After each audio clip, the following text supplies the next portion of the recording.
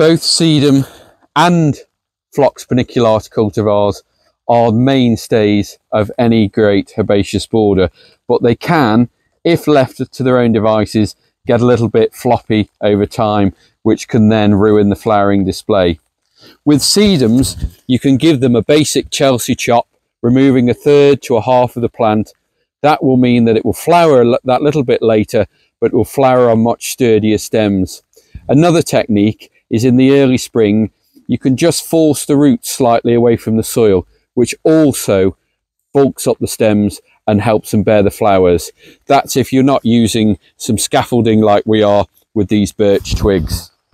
Now, phlox is an interesting candidate because you can use the Chelsea chop technique in a slightly different way. If I cut back the front of this plant, it will flower later than the back, so that later on in the season, when the back of the plant has done its thing, there'll be some lovely fresh flowering growth to take over in the foreground. And you can do that in reverse so that you can time the flowering of these plants to perfection.